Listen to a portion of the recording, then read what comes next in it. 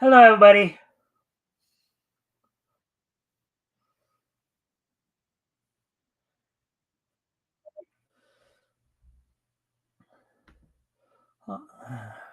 Hello, everybody. All right. Welcome to the Mikestand. Let me see. Just before we get started here. All right. Welcome to the Mikestand. Today is, of course, Wednesday, November the 26th, 2025, the day before Thanksgiving. We're going to, of course, give people a chance to come in before we get started here. If you haven't already, if you guys can help out by liking and sharing the stream, see if we can get some more friendly people to engage. That'd be appreciated. Also, if anything here grabs your attention, feel free to comment or ask questions. I'll try to answer the questions to the best of my ability. That being said, I do need to step away from the computer for a quick moment, but I'll be right back. Just one. I'll put some music on though while I'm gone.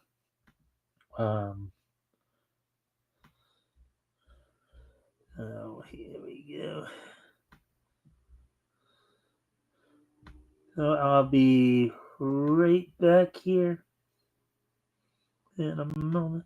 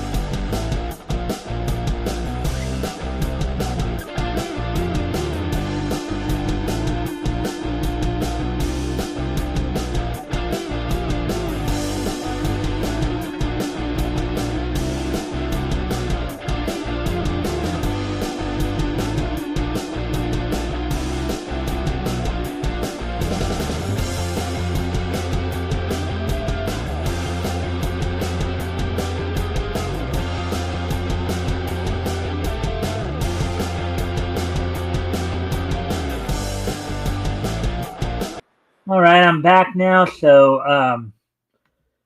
Anyways, let me go ahead and talk about what's on tap for tonight, since we're already just past the 3-minute mark, coming up on 4 minutes here.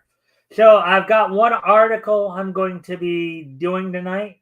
Partly because of the fact we're going to be talking a lot about wrestling stuff too, just because of the fact we'll be, as I had previously mentioned, we won't be doing any shows for tomorrow or Friday. So we'll get, so basically, there's a bit of there's been an article from Bleeding Fool we're going to go over about kind of the Comics Code Authority and censorship and all that. We'll talk about that. We'll get all caught up on, of course, what happened on last night's NXT.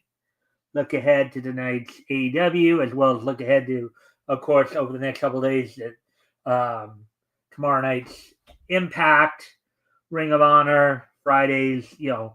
Basically get you all ready for this Saturday's Survivor Series. We'll have all the information for you here tonight, and then, of course, we'll wrap things up with this day in each history. So, and again, if you guys haven't already, if you guys can help out by liking and sharing the stream, see if we can get some more friendly people to engage, that'd be appreciated. Also, if anything here grabs your attention, feel free to comment and or ask questions. and I will try to answer the questions to the best of my ability. Goes for both my Rumble and my YouTube viewers. But with all that being said, let's go ahead and go grab the article, the one article I would be going over tonight here. And it's an Avi article. Avi Green, the guy we regularly cover, go over his articles and look at what he has to say, and then kind of pick it apart as I always do. All right, so the comics code is dead. So why are we still censoring? Article by Avi Green, published November 26th. For those of you who don't know what he's referring to there, the Comics Code Authority was, for a time, kind of the censorship that the comics industry placed on themselves, following the release of Dr. Frederick Worthen's Seduction of the Innocents back in 1954, in which he was claiming that comic books led to juvenile delinquency. Of course, this study was done after parents were complaining about some of the material that was in comics. So this article is going to be obviously talking a lot about, well, why are we censoring comics these days? It's like when we don't even have the Comics Code Authority, and approved by the Comics Code Authority, the CCA. Look for a comic book with this seal. So, all right, so let's see. This is something few may know about one of California's most notable cities, but Sacramento, until now, as reported by KCR3, though not thoroughly enforced, prohibited sales of comics to children under 18, something their local council looks to repeal. Oh, that's a very interesting statement. I didn't know that they would still have that prohibition on the books there. Did you know that it had been technically illegal to distribute most comic books within the city of Sacramento, from Batman to the Marvel Universe, to children who are under the age of 18? So that, I guess, is taken from the article now. The article from the report from KRCA. That is why two Sacramento City Council members proposed to repeal of an antiquated 76-year-old law that was still on the books. Quote, "For me, it's a slam dunk," unquote, said Sacramento Council member Phil Pluckbaum. Quote, "It's been sitting on the books since 1949, pretty much unenforced, and we are looking to clean up bits of code we don't need anymore," unquote. 49, which was just after the period in which Worthen had actually started his study that would lead to, I think it was, from what I understand, it was around 1948 that he actually started doing the study on comic books and their supposed effect on kids.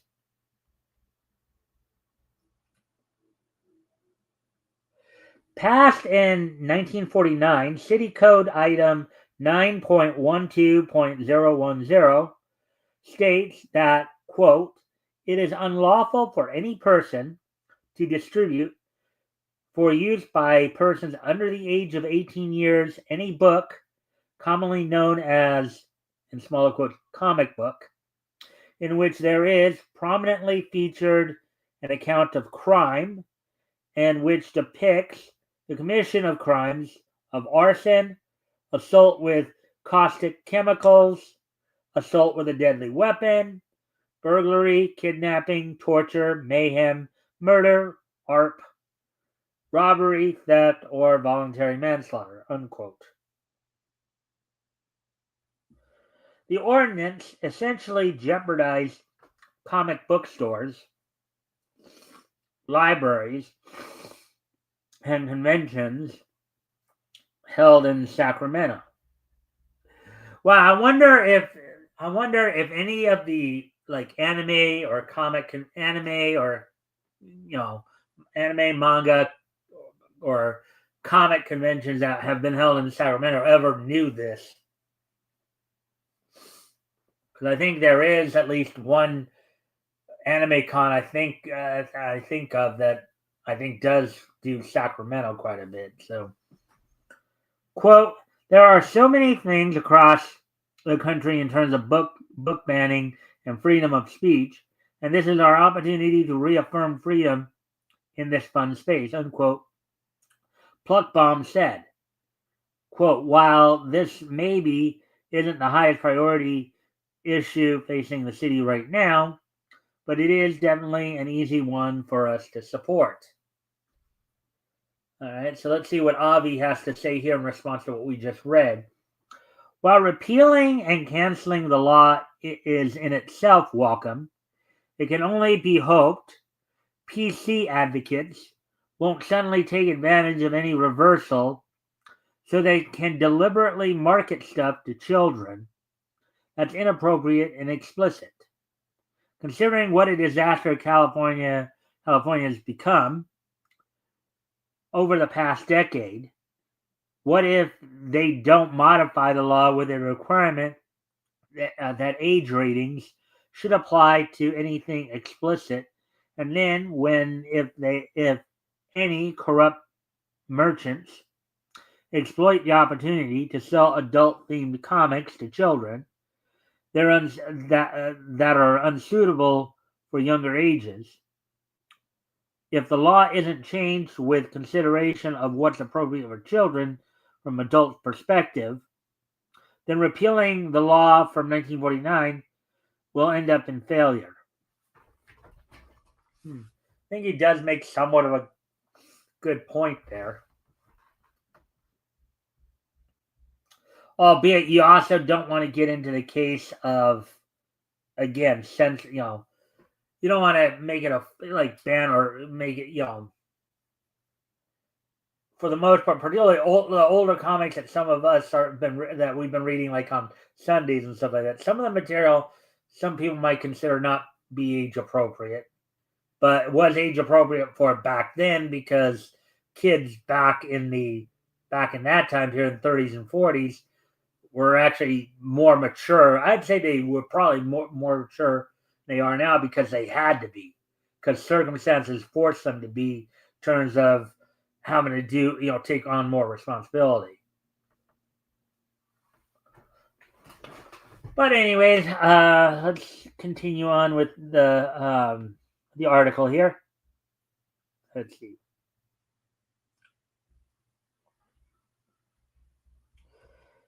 see. So, and then this is Avi speaking again. A city resident wrote an op-ed in the Sacramento Bee, giving his thoughts on why the law should be canned.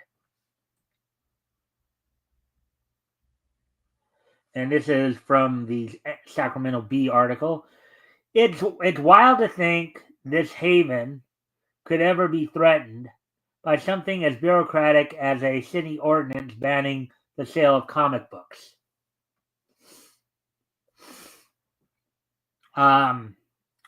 Thankfully, that's not the story's ending for Big Brother Comics or any shop like it in Sacramento. In 1949, the Sacramento City Council banned the sale of comic books that depict acts such as arson, burglary, murder, torture, mayhem, and assault with caustic chemicals to be sold to young adults under the age of 18.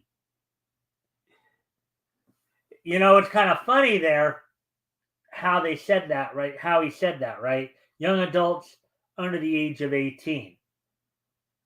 Now, granted, there are some parts of our country and even some parts of the world where, yes, 15, 16, 17-year-old in certain circumstances is considered an adult. I know there are going to be a lot of people saying, no, that's not true. 18, strict 18. But there are parts of the world where they do believe a 15, 16, 17-year-old is old enough and mature enough to make certain decisions that are, that are considered more adult or mature. So it has been a city code ever since. This was back when crime-fighting comics like Detective Comics were all the rage. Those pulpy, action-packed stories that made adults nervous and kids dream bigger. Like anything that shakes up the status quo, comics took the heat for daring to be different. So now this is Avi's response to what we just read. Let's see. Let me see if there's any. And of course, if you haven't already, you guys can help out by liking and sharing the stream. See if we can get some more friendly people to engage. That'd be appreciated. Also, if anything here grabs your attention, feel free to comment and or ask questions, and I'll try to answer the questions to the best of my ability.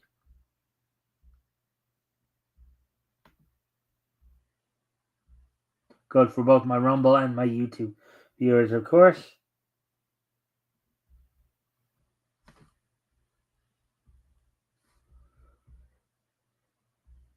And I'm just checking.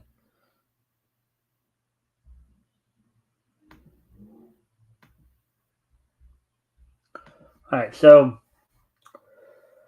here's Avi's response. Well, it could partly explain why USA Animation was ghettoized for many years, and few producers made any attempt to encourage adults to consider otherwise. Of course, another problem is doubtlessly the exploration of themes like communism were considered anathema to a certain crowd as well, which is why, as time went by, less comic books took issue with communism, if at all. And now look where we are, in a time where communism's actually being normalized in the West. And it's back to the Sacramento Bee article, I guess. I never quite understood why loving comics made me a target while growing up.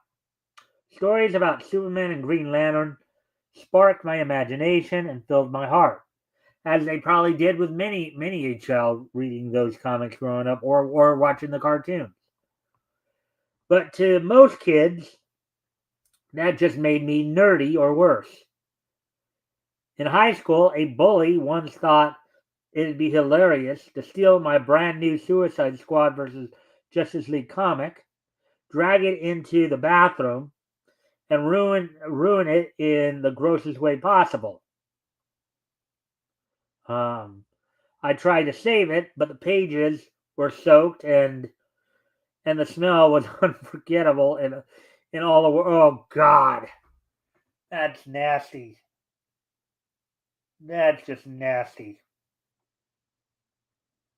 I think I've got a pretty good idea of what that bully did with the comic, and it's not pretty. Not pretty at all. Oh boy.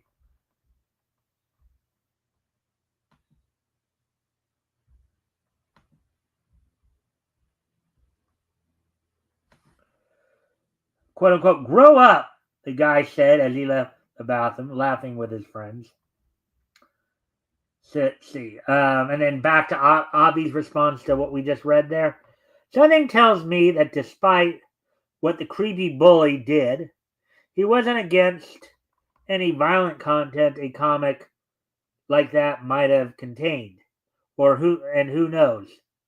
He might even consider comics like Image's Spawn the most brilliant ideas ever conceived, not to mention repellent video games like Mortal Kombat, which would suggest the bully only did that for fun, not because he really bought what he thought. Obviously, that's a terrible thing, but it makes clear double standards can be as bizarre as one might think. And back to the Sacramento Bee article, of course.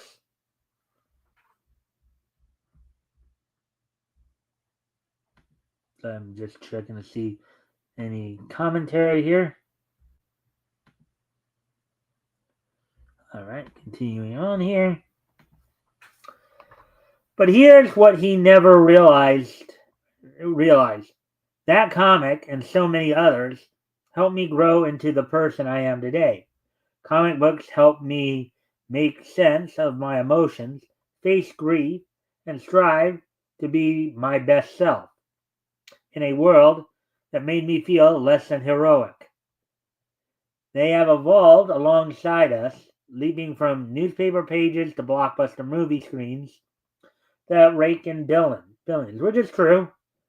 I mean, remember, we talked about a lot this on the historical comic retrospective, where a lot of some of the, in the very early days in the 30s, a lot of the features that we'd find in the early comic books were they were reprinted from newspaper strips, right?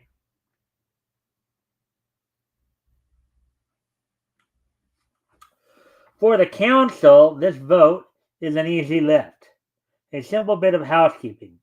But in a climate where it sometimes feels like any book could be banned at the drop of a hat, clearing this old ordinance out is a powerful move.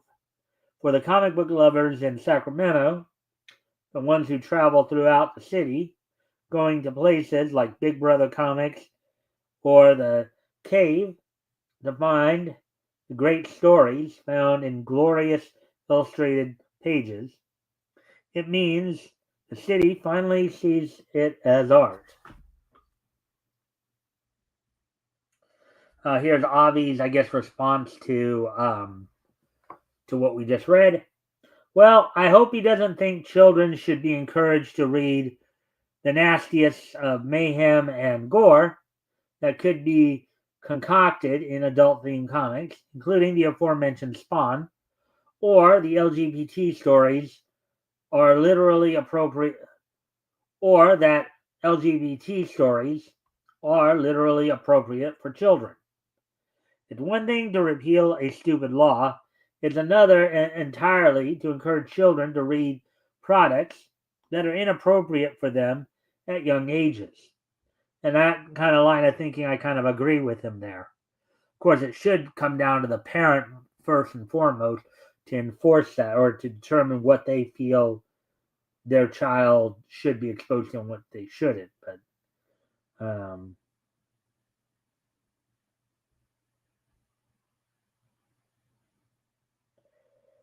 it reminds me how, for years, already G rated movies became less and less, and the PG rating from the MPAA was in use far more because filmmakers, included even children, couldn't dig a story that's far from violent. That kind of thinking is also why children aren't encouraged to become accustomed to drama and romance, which could actually be a great way for them to grow up. Modern kids don't take interest in Shakespeare, no matter the content level. That should be telling something too. So repeal the crummy law in Sacramento, yes.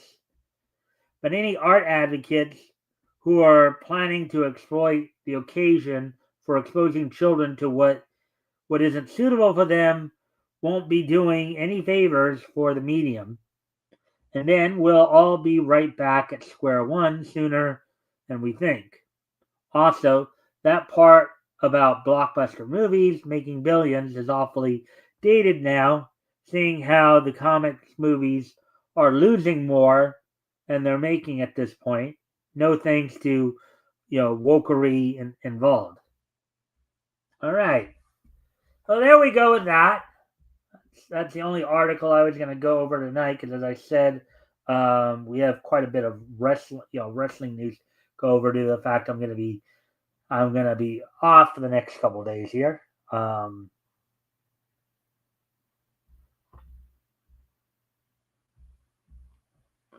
So hopefully you guys got some some interesting tidbits from that article.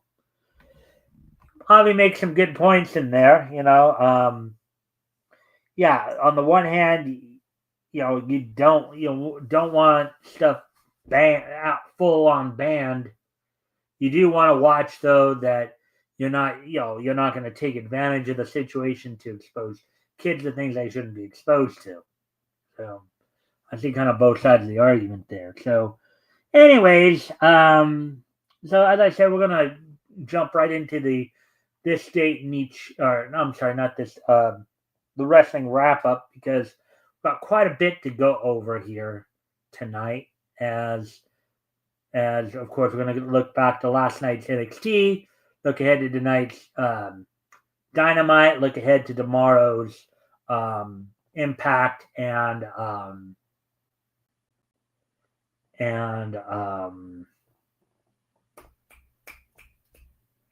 tomorrow's Impact and Ring of Honor, and then of course talk about what's on tap or what's going to be happening on this Saturday's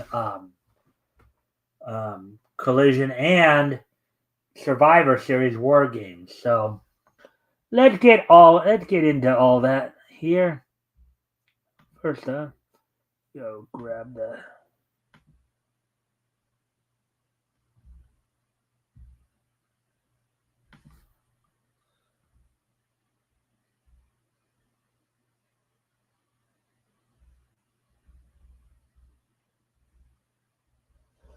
All right, so looking back to last night's, of course, NXT Part 2 of the Gold Rush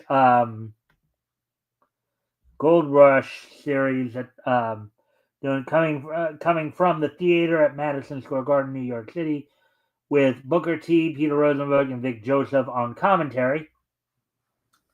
The night opened up with the WWE Evolve title on the line as Jackson Drake, along with Brad Baylor and Ricky Smokes in his corner, defended against Shawn Legacy and successfully retained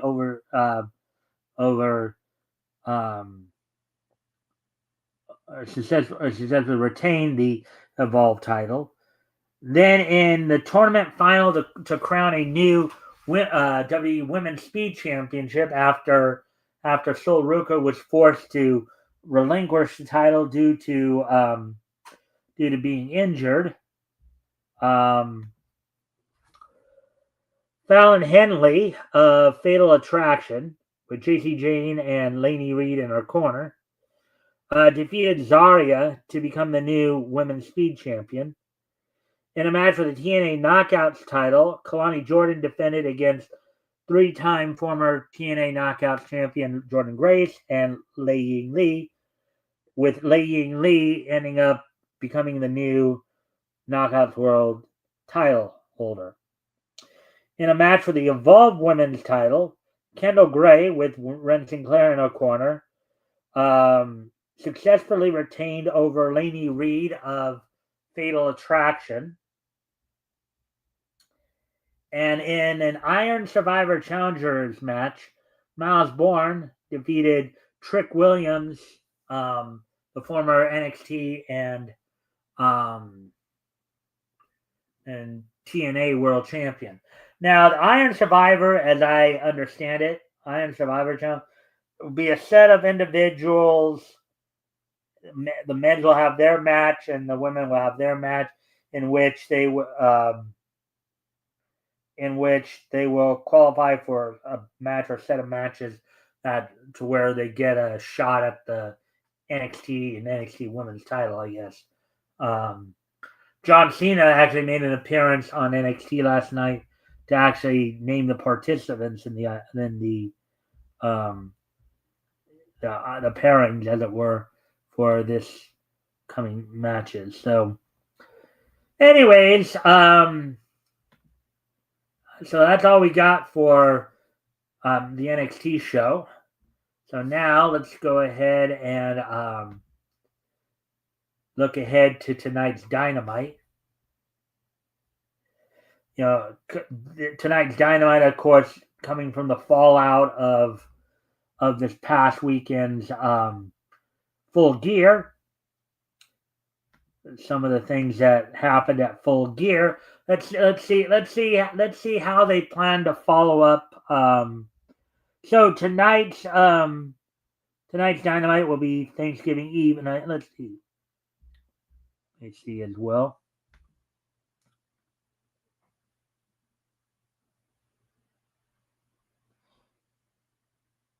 So yeah. Well, I also AW will be so tonight will be Thanksgiving Eve, and then they'll have Thanksgiving. So we'll actually go over both of those. So Dynamite Thanksgiving Eve from Nashville, Tennessee. So of course tonight's Dynamite and tomorrow night's Collision are the follow-ups to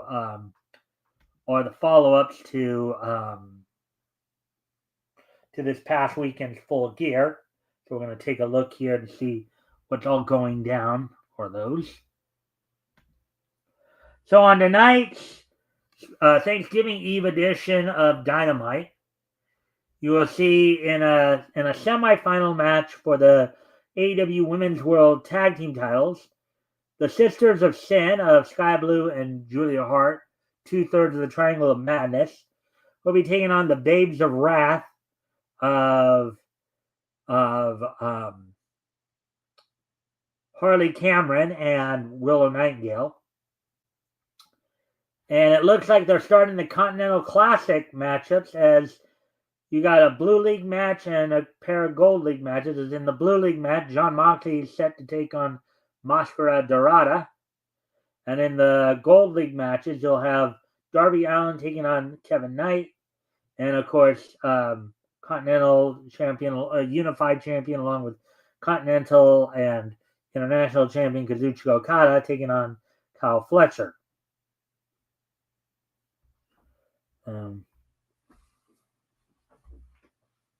Now I don't know if that's going to if both titles, if in this year's Continental Classic, if both the Continental and the International title will be on the line here or not.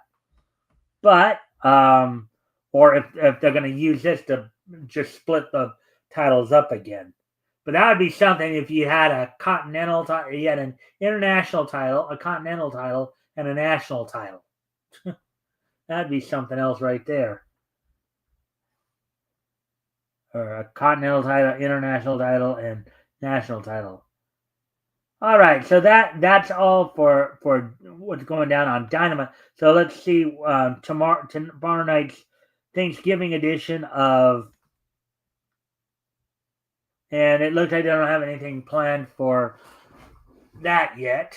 So we'll move on, of course, to hopefully finding out what will be going on if they even are planning on having anything for Impact or TNA Impact. Or let's see first off for TNA Impact here. See if they're going to have any kind of.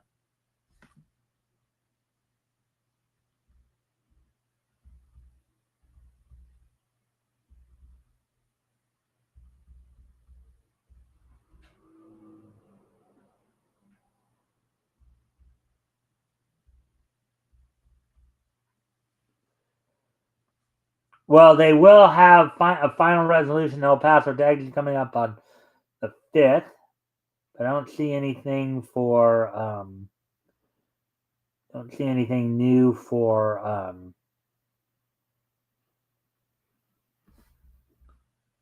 doesn't look like they've announced anything for, let's see.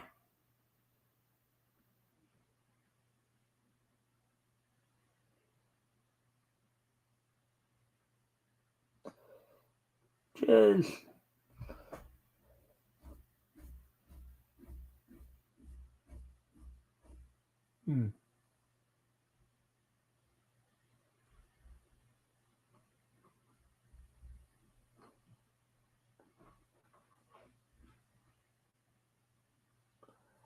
All right, but since we don't have anything, there's nothing here on any of that, so we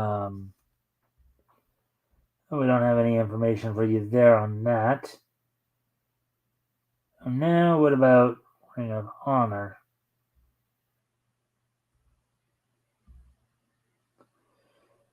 Yeah, I don't think that. I don't know if they will actually have anything for. If they do, then we'll. The looks of it looks like they don't have anything up, or at least planned for tomorrow night for Impact, or maybe because of the holidays or what have you. I know that as we noted, AEW, which of course is the parent company for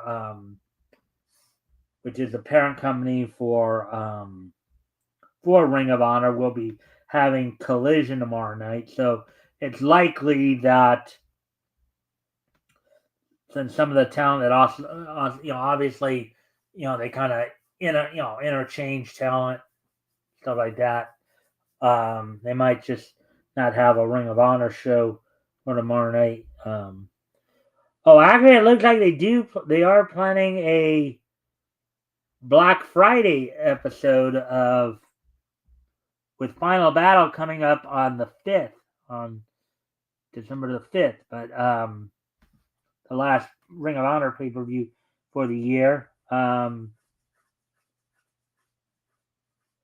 So at least one match announced for, I guess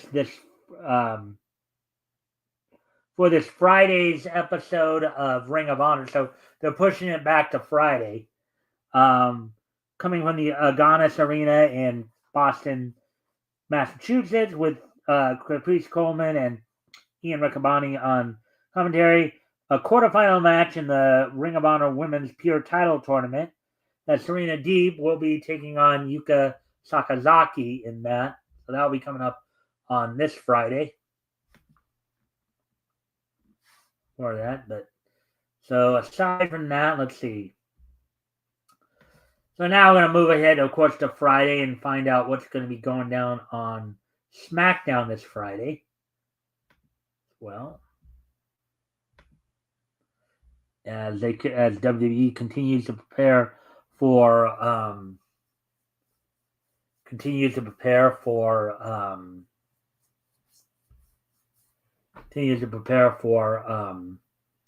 this Saturday's Survivor Series.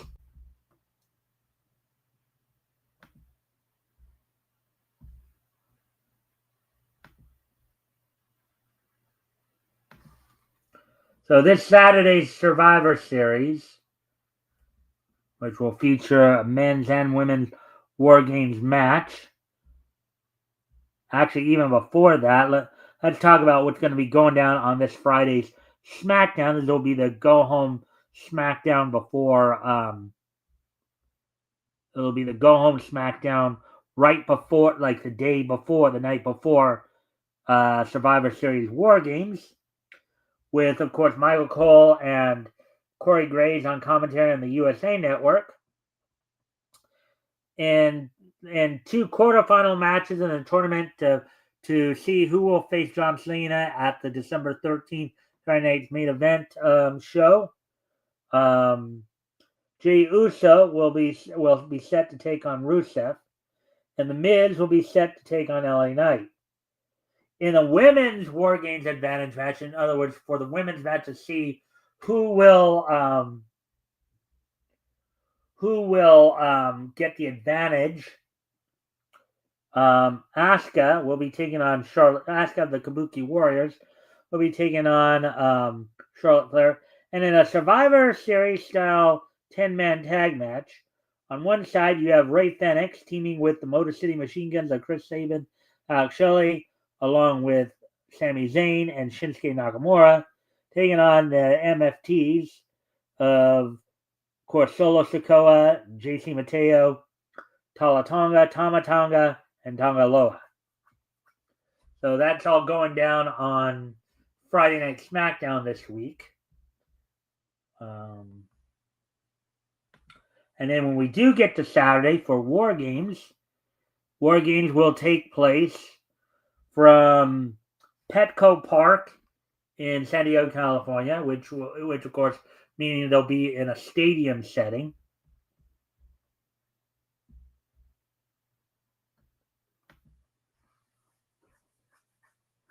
They'll be in a stadium setting there.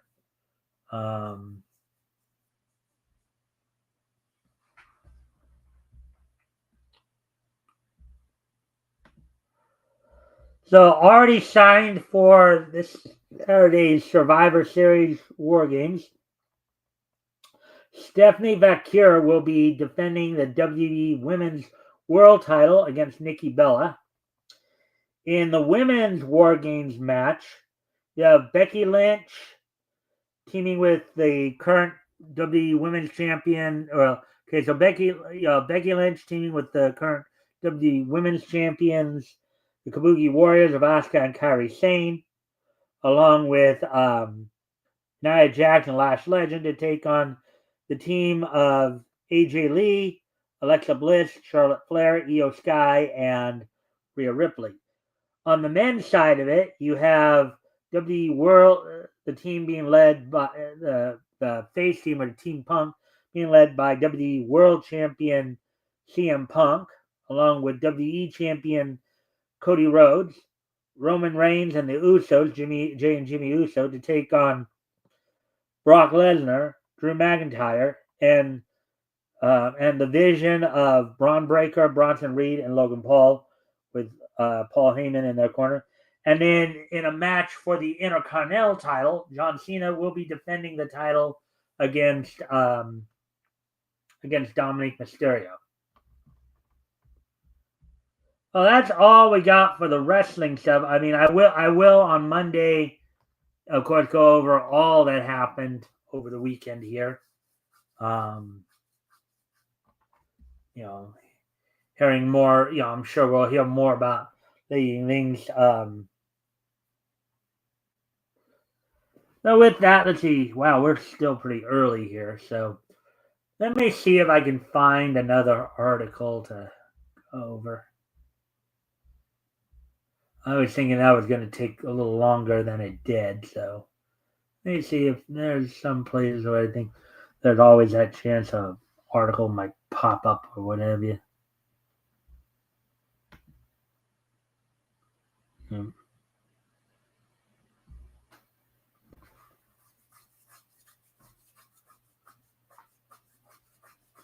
Alrighty then, let's see.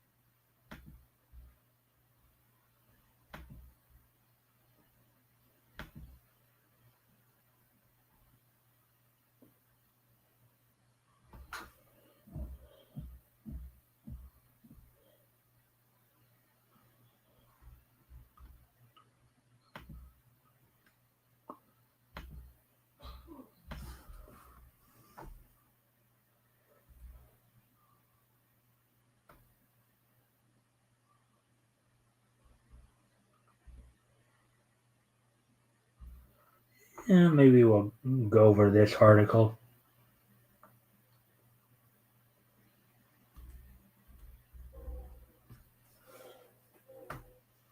Let's see.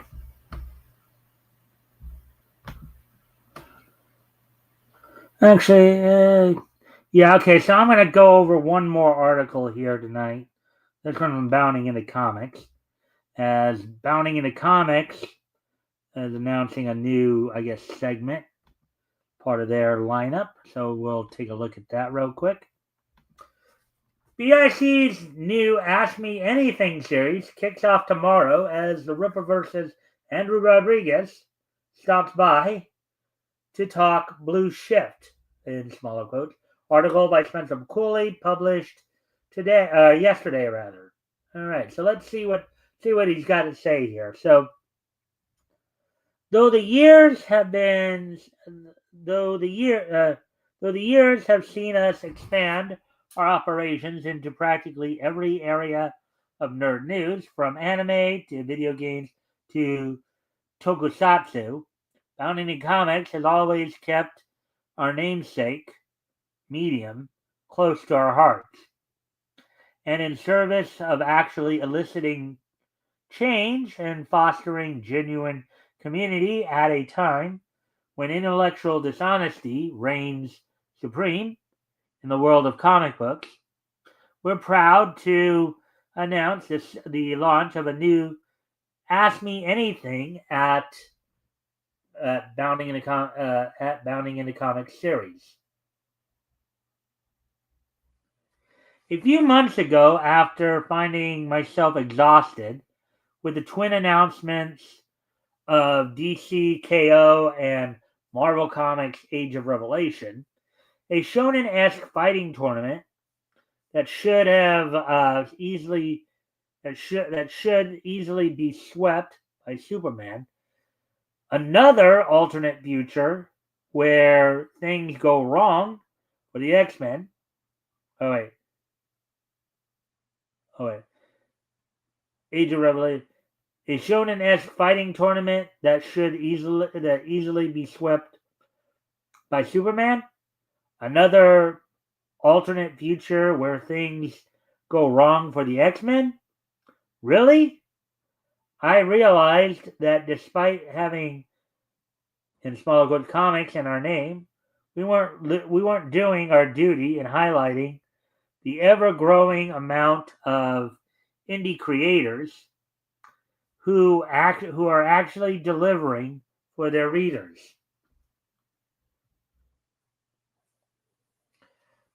So maybe now they're realizing that maybe they gotta look a little bit more to the indie side of things.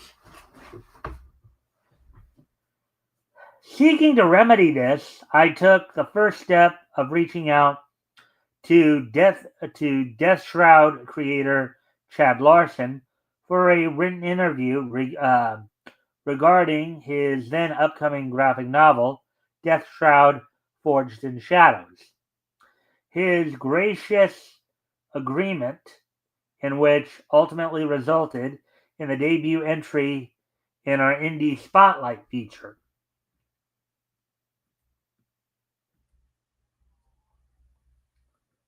Though the interview went swimmingly and received a decent amount of reader attention, in parentheses, which hopefully translated to at least some sales for Larson, the thought occurred to me a few days after in publication in Small Code. An accompanying video interview would have been really easy to do, and I bet our readers would have appreciated meeting Larson face to face. Smaller quote.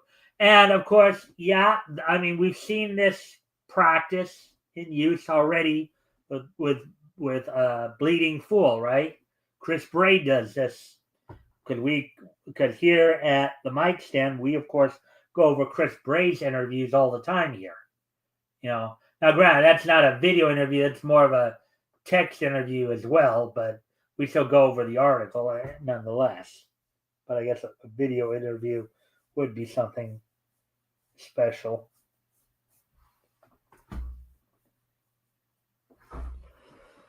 Let's see. Fast forward a few weeks ago, and when discussing our potential plans for next year, the idea of live interviewing notable individuals within the comic book industry was a particularly popular one among our team, and thus Ask Me Anything at Bounding into Comics was born. Hosted by your friendly neighborhood Bounding into Comics editor-in-chief, the series will see each guest stopping by for both a live interview, which will be streamed on our YouTube, Kick, Twitch, Twitter, and Facebook pages, and a written Ask Me Anything session, in small quotes, as hosted on our new community forums. Kicking off tomorrow, November 26th, so that'd be today. Our first guest will be none other than the Rippaverse's creative manager and the creator of their newest hero, Blue Shift, Andrew Rodriguez, who, in full disclosure, is also my personal friend and my co-host on the comic book podcast Foil Variant. All right. So that, and apparently this interview happened earlier today because it says here from 1 p.m. to 3 p.m. Eastern. So that would have been 10 a.m. to noon Pacific. Let's see. Noon to 2 Pacific. Noon to 2 Central. Andrew will be hanging out on the BIC community forums, answering your questions about the Rippaverse, ins and outs of indie publishing, his recent creator debut in Rippazine Volume 1, number 15, and all the ways in which DC keeps screwing over Wally West. From there, Andrew will join me for a video interview, which is currently set for a few hours after the AMA, Ask Me Anything segment, I guess. Make sure you don't miss it by subscribing to our various channels.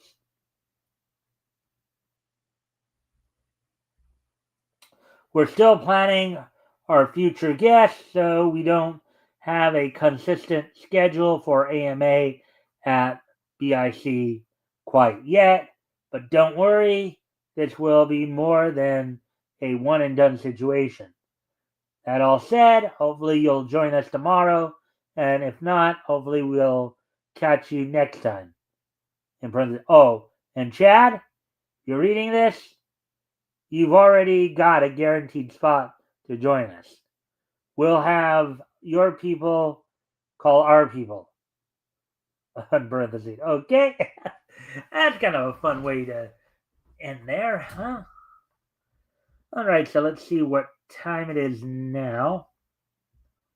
Hopefully I've got enough time in there to where we can finish. We can get right into. All right. Hello. Hey, Ned Surrey. So hopefully you're enjoying the show. If you haven't already, if you can help out by liking and sharing the stream, see if we can get some more friendly people to engage. That'd be appreciated. Also, if anything here grabs your attention, feel free to comment and or ask questions, and I'll try to answer the questions to the best of my ability.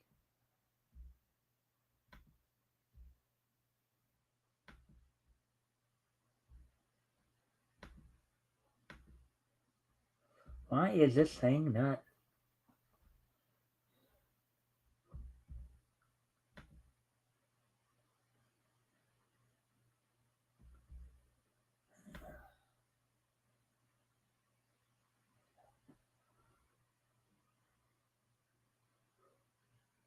Hmm.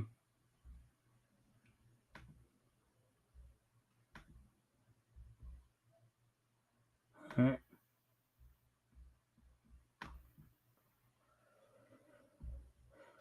All right. Well, anyways, well, I always like and share. Well, thank you for that. I don't know why the thing's not. Why this thing?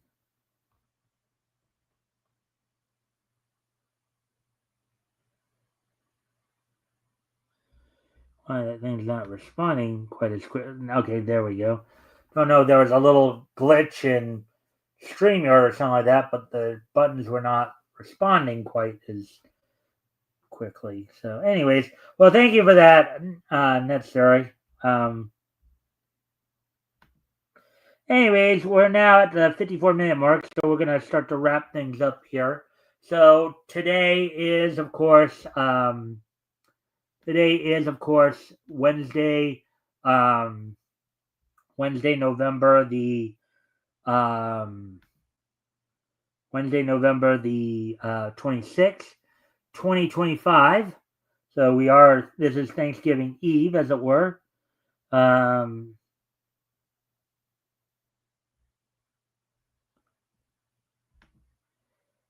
so, um, so with that,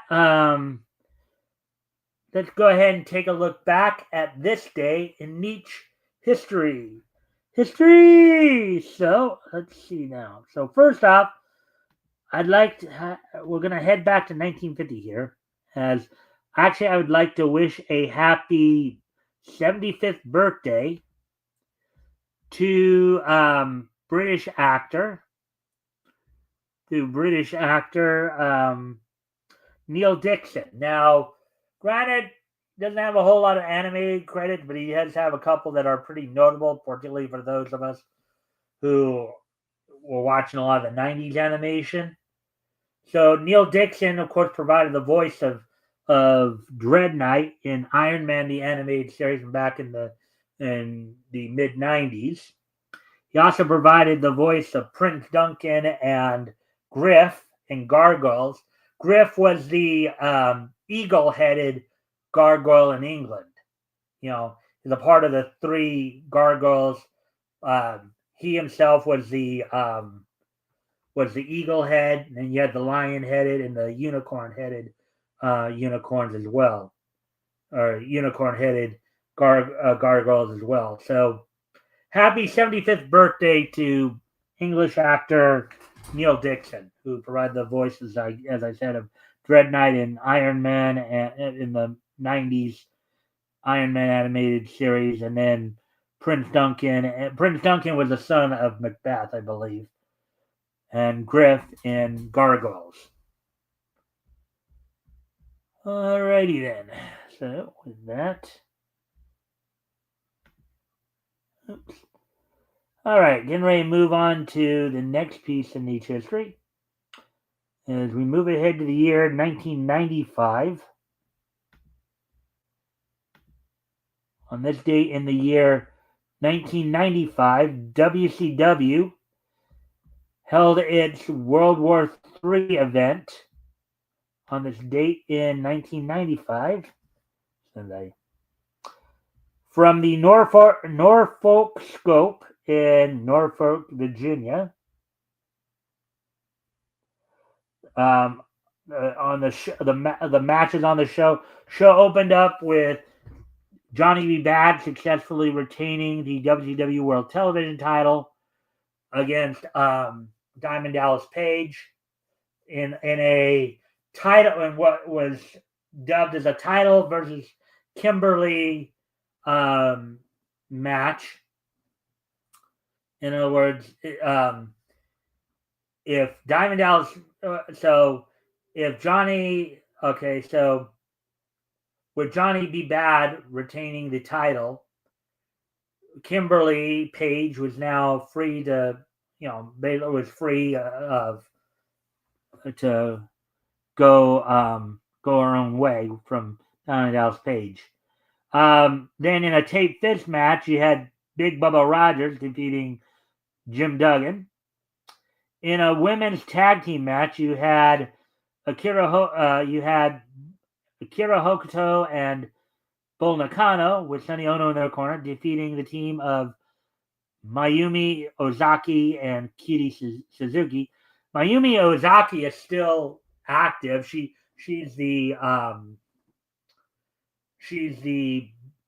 basically the owner of Oz Academy over in Japan.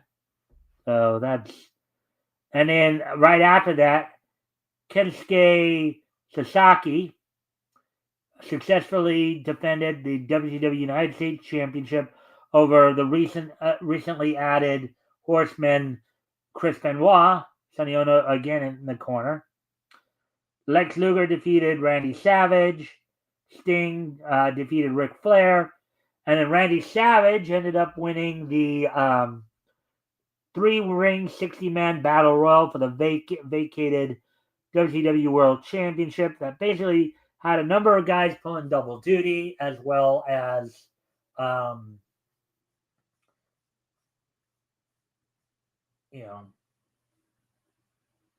as well. So with the title being up for grabs. All right. So anyways, getting ready to move on to the next piece of niche history here. That happened in so 20 years ago today. WCW held its World War III event from the Norfolk Scope Arena, Norfolk Scope in Norfolk,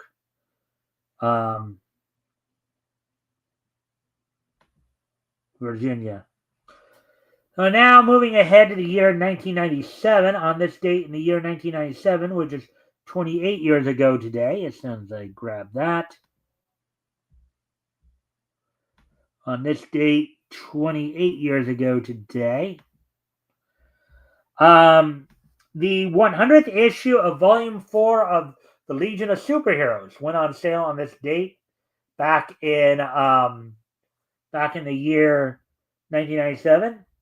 Had a number of stories, including OK Computo, Reflections, Altogether Now, It's a Wonderful Legion, and The Fires of Creation.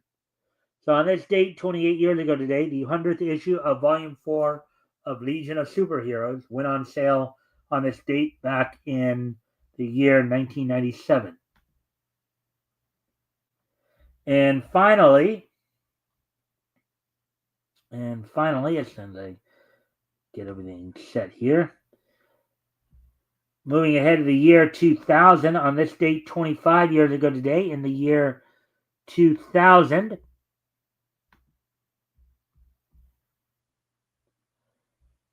premiering in Japan on this date back in the year 2000 is the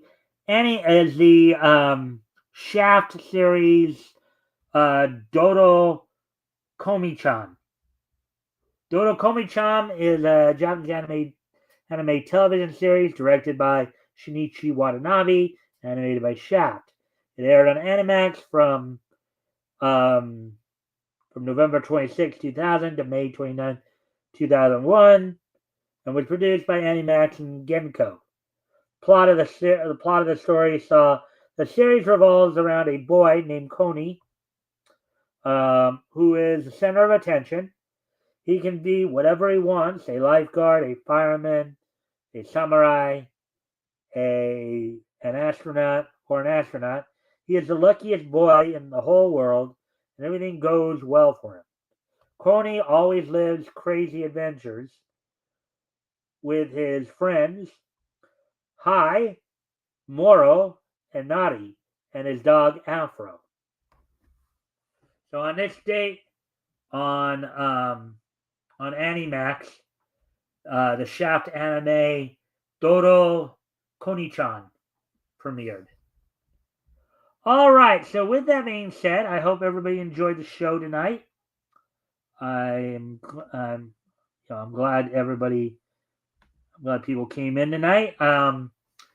As I've been saying throughout the week, we won't be we'll be off tomorrow and Friday, as well as normally a Saturday, as we have as always, we take Thanksgiving and Black Friday off so you can spend time with your families. We'll be back, of course, on Sunday. I'll be joined by Rick Piper of Cross Comics, who will take another trip down Comics History Lane. We'll be looking at comics went on sale in July 1940 from Ace Magazine. So with that being said, thank everybody for being here tonight, and I hope to see everybody back here on Sunday.